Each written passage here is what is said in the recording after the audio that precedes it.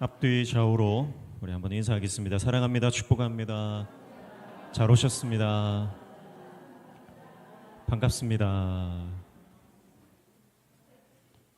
어제도 보고 오늘도 보니까 더 반갑죠? 네. 예배 가운데 하나님께서 말씀으로 우리 가운데 새 힘 주시고 또 회복에 또 치유에 놀라운 은혜를 허락해 주실 줄로 믿습니다. 오늘은 누가 오신 날인데 누가 오신 날이죠? 네? 부처님 오신 날이 아니고 오늘 성령 강림 주일입니다.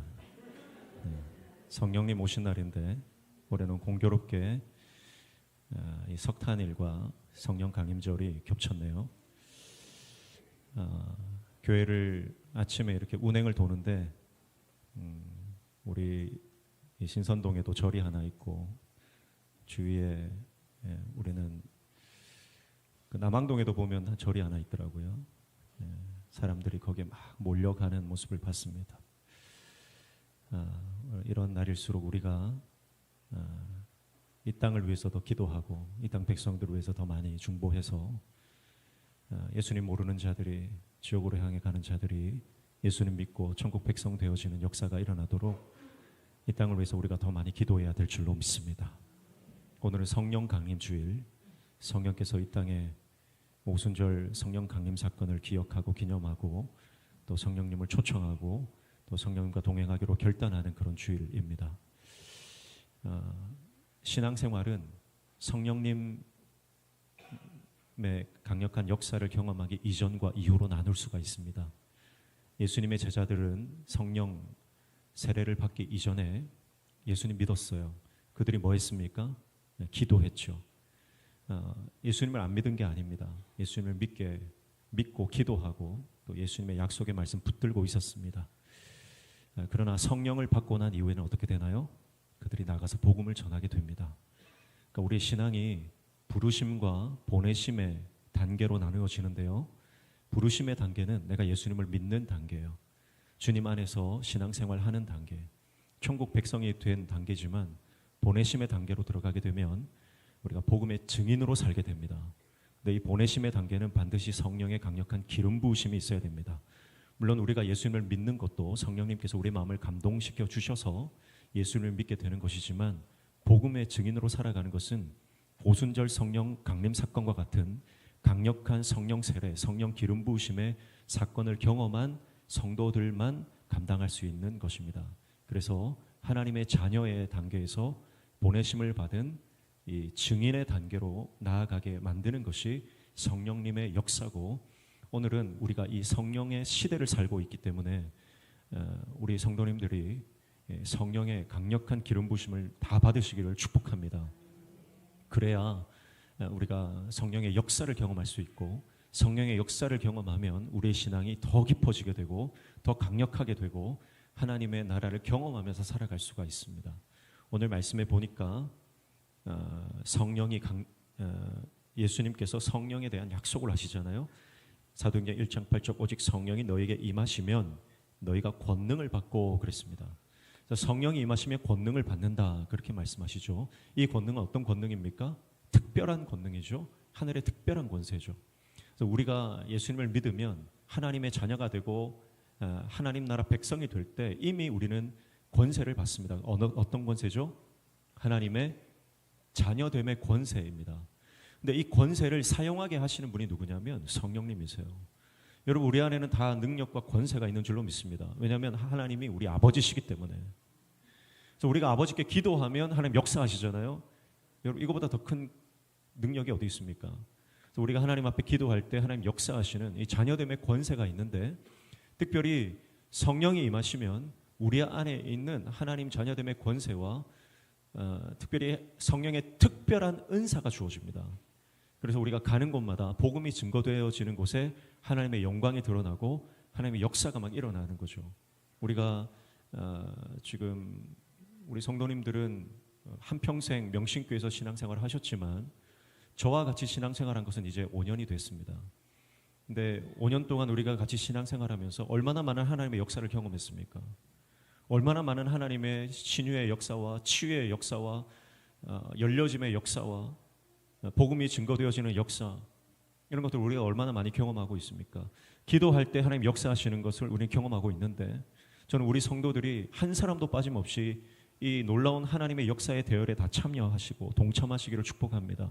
한 사람도 빠짐없이.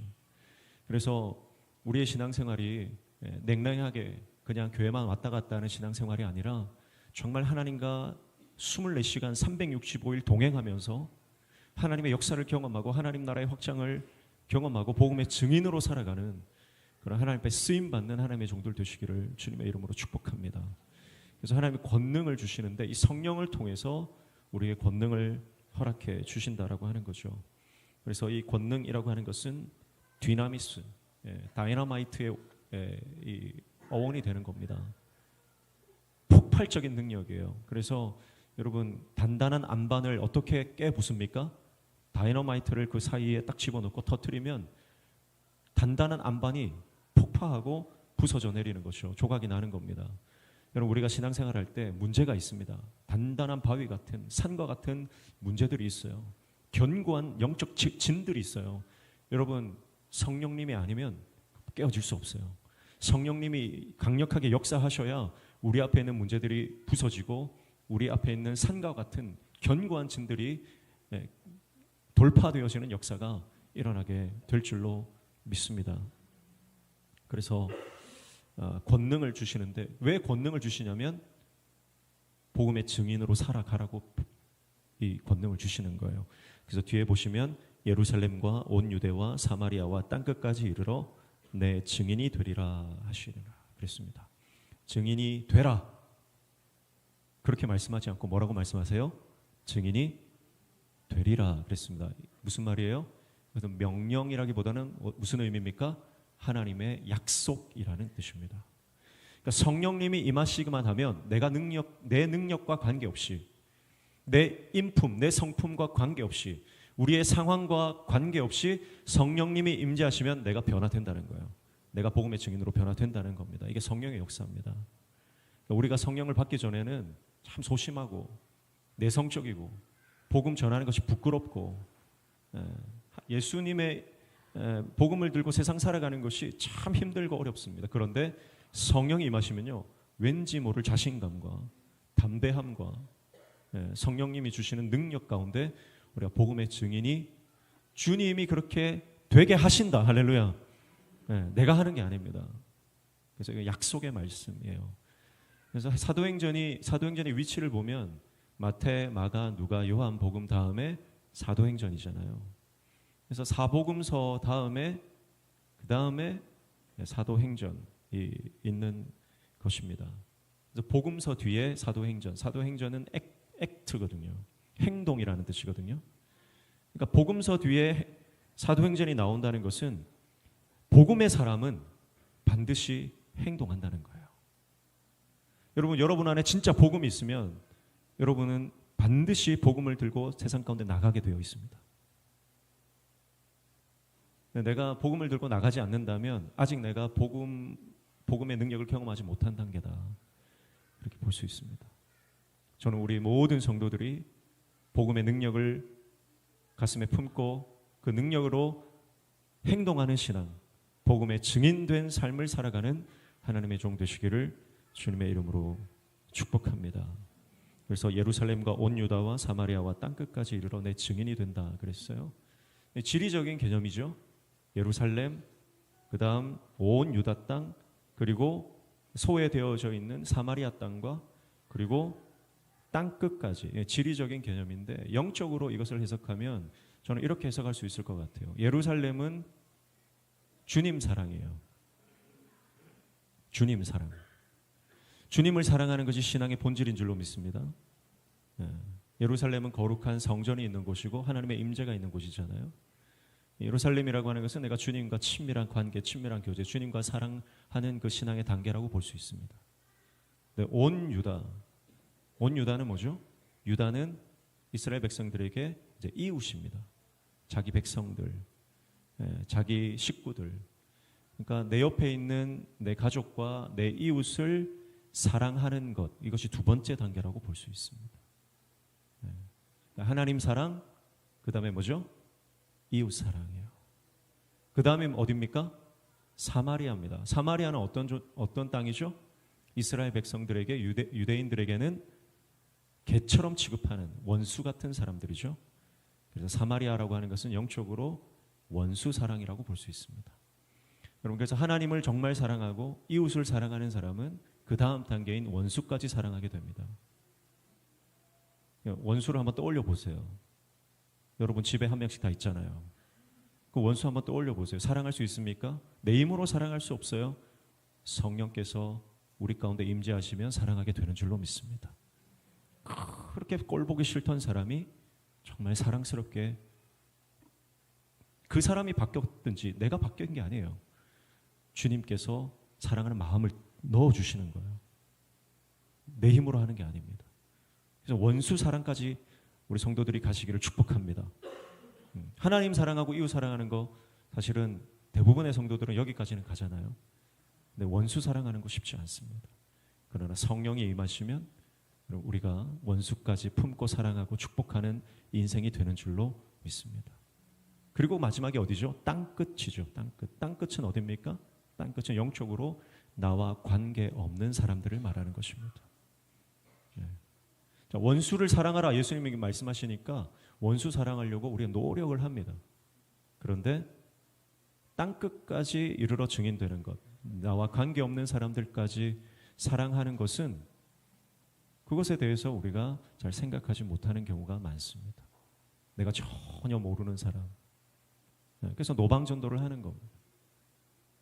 관계전도가 중요하고 관계전도가 이 전도의 사실은 핵심이라고 볼 수 있지만, 그러나 노방전도도 필요한 거예요. 모르는 사람에게 복음 전하는 거 필요한 거예요. 우리나라 사람뿐만 아니라 나와 전혀 관계없는 일본 사람이라든지 중국 사람이라든지 아니면 베트남, 태국, 아니면 저 미주 대륙과 유럽 대륙에 있는 사람들까지 우리가 품고 선교의 사명을 감당하는 것이 이 땅끝에 해당하는 것이죠. 그래서 미지의 존재, 내가 알 수 없는 관계 없는 사람들까지 사랑하는 것. 그래서 이것이 예루살렘과 온 유대와 사마리아와 땅끝까지 이르러 내 증인이 되리라고 하신 예수님의 약속의 말씀의 영적인 의미라고 볼 수 있습니다. 저는 우리 모든 명신교회 믿음의 권속들이 부르심의 단계에 머무르지 말고 보내심의 단계까지 이르러 복음의 증인으로 살아가는 사명 감당하는 하나님의 종 되시기를 주님의 이름으로 축복합니다. 그래서 증인은 어떤 사람이냐? 증인은 첫 번째 성령의 사람입니다. 성령의 사람은 자기 뜻대로 하지 않습니다. 자기 감정대로 하지 않습니다. 우리는 기분대로 하잖아요. 기분파잖아요, 다들. 인상파, 기분파. 여러분, 그러나 성령의 사람은 자기 기분대로 하지 않죠. 자기 성격대로 하지 않습니다. 항상 주님의 말씀 붙잡습니다. 주님의 음성을 듣고 움직입니다. 성령님 말씀해 주십시오. 성령님 깨닫게 해 주십시오. 성령님 지혜를 주십시오. 근데 놀라운 것은 뭐냐면 우리 성령님은 너무 따뜻하신 분이에요. 우리 성령님은 너무 부드러우신 분이에요. 때로는 불처럼 뜨거우신 분이에요. 그래서 성령님이 임재하시면요, 우리 마음이 위로를 받습니다. 저는 오늘 이 자리에 있는 우리 모든 성도들 가운데 마음에 상처가 있는 분들, 마음에 무거운 짐을 지고 이 자리에 오신 분들 있다면 이 시간 성령께서 임재하셔서 여러분 마음에 있는 모든 아픔과 상처가 치유되는 역사가 일어나기를 축복합니다. 살아가는 것이 힘들고 힘겹고 포기하고 싶은 분들이 있다면 오늘 성령께서 여러분의 마음을 만져주셔서 살 소망이 생기기를 축복합니다.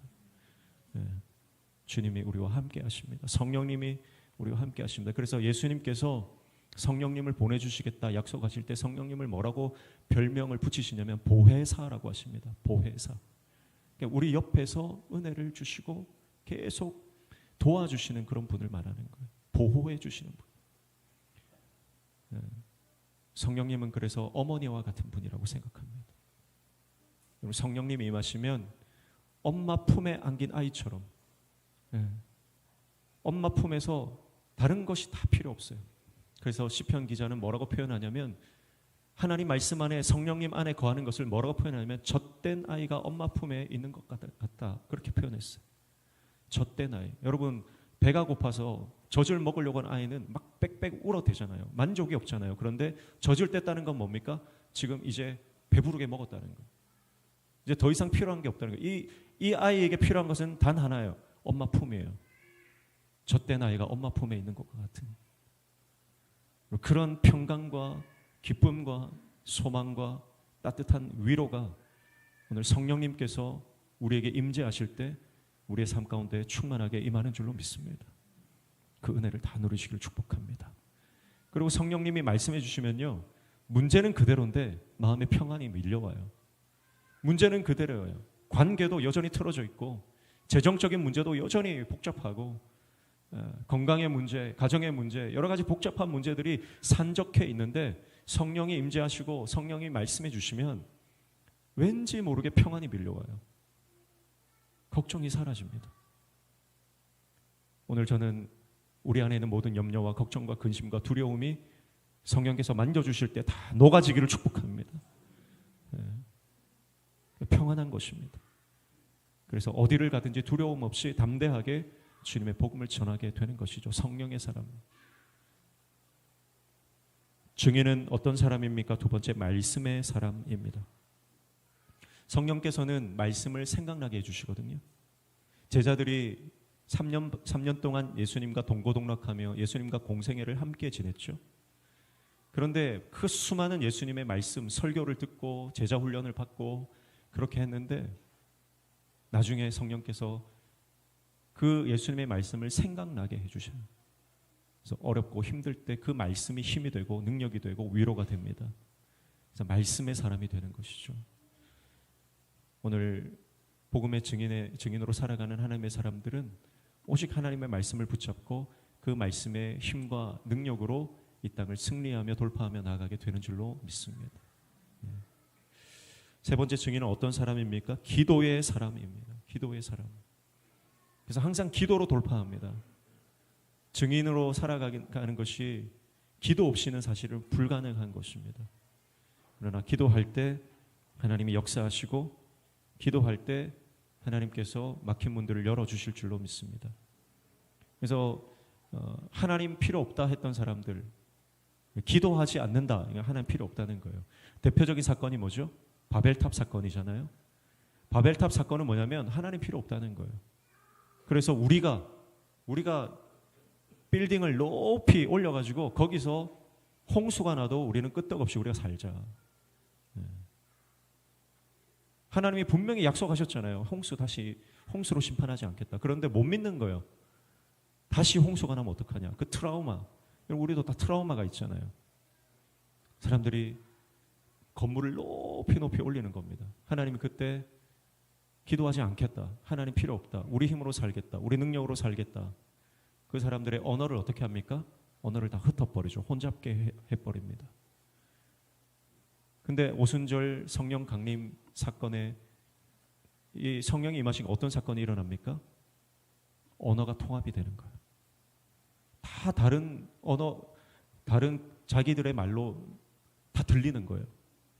언어가 성령 안에서 통합되는 겁니다. 이게 사실 방언의 본질이거든요. 방언은 사실은 하나님께서 교회를 하나 되게 하시기 위해 주시는 것이고 우리가 주님과 영적으로 하나 되게 하시기 위해서 강력하게 주시는 은사 중에 하나입니다. 그래서 기도하면요 하나 됩니다. 기도하면 열려집니다. 기도하면 하나님께서 하늘 문을 열어서 우리에게 복을 주시는 줄로 믿습니다. 그래서 여러분 문제가 있을 때 기도하십시오. 재정에 문제가 있는 분이 있습니까? 돈 쫓아가지 말고 기도하십시오. 하나님 앞에 기도하십시오. 건강에 문제가 있는 분들이 있습니까? 여러분 약도 드시고 또 병원도 가셔야 되지만 약 먹기 전에 기도하시고 드셔야 돼요. 약을 의지하는 게 아니라 이 약을 나에게 주신 하나님을 의지하셔야 되는 겁니다. 병원 갈 때도 병원 가기 전에 기도하시고 가시고 하나님 좋은 의사 만나게 해주십시오. 잘 치료되게 해주십시오. 여러분 아무리 유능한 의사도요 의료 사고가 날 수 있는 거예요. 그렇지 않습니까? 얼마나 여러분 병원도 많고 병원이 많은 만큼 의료 사고도 많거든요.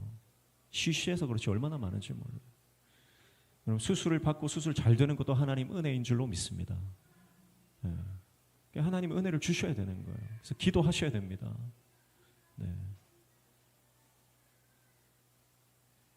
자녀가 필요하신 분들은 태의 문이 열리기를 하나님 앞에 기도하시기를 축복합니다. 하나님 태의 문을 열어 주옵소서. 한나가 자식이 없어 울부짖을 때 하나님이 그 기도를 들으시고 한나의 태의 문을 열어 주십니다. 하나님이 응답하시면, 하나님이 여시면 닫을 자가 없고, 할렐루야. 주님이 닫으시면 열 자가 없고 주님이 여시면 닫을 자가 없는 거예요. 그리고 그 하나님이 열고 닫으시는데 그 키를 누구에게 주셨냐면 우리에게 주신 거예요. 너희가 이 땅에서 매매 하늘에서도 매일 것이요 이 땅에서 풀면 하늘에서도 풀릴 것이다. 여러분, 그게 기도의 권세 아닙니까? 증인으로 살아가는 하나님의 사람은 기도로 살아갑니다. 기도로 모든 문제를 돌파하는 저와 여러분 되시기를 축복합니다. 그래서 지금도요, 어떤 분들은 문제가 딱 생기면 저한테 와서 기도 받으려고 오시는 분들이 있어요. 저는 그분들이 참 귀해요. 네. 기도 받은 목사님 기도해 주세요. 근데 지금 정말 감사한 것은요, 그 믿음대로 되더라고요. 믿음대로 되더라고요. 이 자리에 계셔서 좀 말씀드리기 민망하지만 우리 한명숙 권사님 따님 위해서 얼마나 많이 기도하고 계속 저에게 기도 요청하시고 기도 부탁하시고 또 한국 들어올 때마다 저한테 기도 받으라고, 기도 받으라고 딸내미를 데리고 오는 거예요. 하나님께서 깨끗하게 고쳐주셨습니다. 이제 병원에 더 이상 안 와도 된다는 거예요. 여러분, 그것은 하나님께서 우리에게 약속하신 하나님의 언약입니다. 언약. 그래서 여러분, 주님 바라보고 하늘의 은혜를 사모하고 날마다 기도하시기를 축복합니다. 예전에도 한번 이 간증을 제가 드렸는데 들으셨던 분들은 이해하고 한 번 더 들어주십시오. 어떤 며느리가 임신이 안 돼가지고 그 시어머니가 권사님이에요. 그래서 기도해요. 기도하면 하나님이 아이를 주신다. 기도해라. 한나의 기도를 해라. 한나의 기도를 해라. 며느리가 믿음이 없어가지고 무슨 기도한다고 애가 생기냐 그러면서 믿음이 없는 거예요. 그래도 끊임없이 기도원을 데리고 다니고 부흥회를 쫓아다니고 그러면서 강사 목사님 기도를 받는 거예요.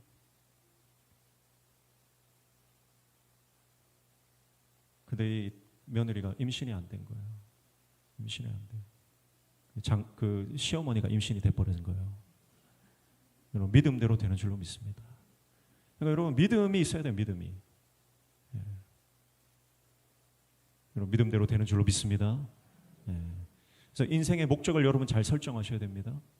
오늘 우리에게 예수님께서 이 유언의 말씀 아닙니까? 마지막으로 약속하시면서 우리의 삶의 목적을 주님이 설정해 주셨어요. 그게 뭐냐면 복음의 증인이다. 복음의 증인이다. 여러분, 복음의 증인된 삶을 살아갈 때는 하나님의 축복과 역사가 반드시 따라옵니다. 분명한 사실이에요. 내가 주님 영광을 위해서 살고 하나님 나라 이 복음을 위해서 살면 하나님께서 우리 삶 책임져 주시고 우리 자녀들도 책임져 주시고 우리 삶 가운데 놀라운 하늘의 역사와 축복을 허락해 주시는 줄로 믿습니다. 그래서 내 영광을 위해서 살아가는 것이 아니라 내 입신양명을 위해서 살아가는 것이 아니라 좋은 직장 취직하고 잘 먹고 잘 사는 것이 우리의 삶의 목적이 아니라 한 영혼 살리는 것에 영혼 구원하고 하나님 나라 복음과 하나님 나라의 영광을 위해서 살아갈 때 하나님께서 우리가 할 수 없는 하늘의 놀라운 복을 우리 가운데 허락해 주시는 줄로 믿습니다. 그래서 하나님이 우리에게 많은 은사들을 주셨잖아요. 여러분, 저마다 우리는 다 은사를 받았습니다. 어떤 이든 기도의 은사를 받았고 어떤 사람은 또 말을 잘하는 은사를 받았고 어떤 분들은 재정의 은사를 받았고 어떤 분들은 건강의 은사를 받았고 여러 가지 다양한 은사를 받았어요. 그런 은사를 주신 이유가 뭡니까? 하나님께서 왜 은사를 주셨어요? 그것은 복음 전하라고 주신 줄로 믿습니다. 복음 전하라고. 그러니까 내가 큰 은사 받았다고 자랑할 게 없어요. 왜냐하면 그 은사는요, 복음을 전하는 도구일 뿐인 거예요. 신유의 은사를 받았다. 여러분, 신유의 은사를 받았다고 대단한 사람이 아닌 거예요. 복음 전하라고 하나님이 신유의 은사를 도구로 주신 것뿐입니다. 근데 그 은사를요, 하나님께서 우리에게 복음 전하라고 주셨는데 복음 전하는데 사용하지 않는다 그러면 하나님 걷어가실 거예요. 걷어가시는 거예요. 그래서 오늘 저와 여러분이 이 성령 강림 주일, 성령께서 오늘 오시면 권능을 받고 증인이 되리라 약속하신 이 약속의 말씀을 붙잡고 오늘 우리가 살아가는 인생 가운데 하나님의 영광을 위해서 복음의 증인으로 살아가는 저와 여러분 되시기를 축복합니다. 여러분, 그러나 한 가지 우리가 기억해야 하는 것은 복음의 증인으로 살아갈 때 반드시 저항이 있다는 것입니다. 반드시 저항이 있어요. 그냥 교회만 왔다 갔다 하면 저항이 없어요. 그런데 내가 복음의 증인으로 살아가기 시작하면 주님, 내가 뜻을 정했습니다. 내가 주님 영광 위해서 살아가겠습니다. 그러면 문제가 터져요. 누군가가 방해를 하고 누군가가 그것에 대해서 저항을 합니다. 그리고 문제가 터져요. 네. 그러나 그 저항을 돌파하시기를 축복합니다. 돌파하셔야 돼요.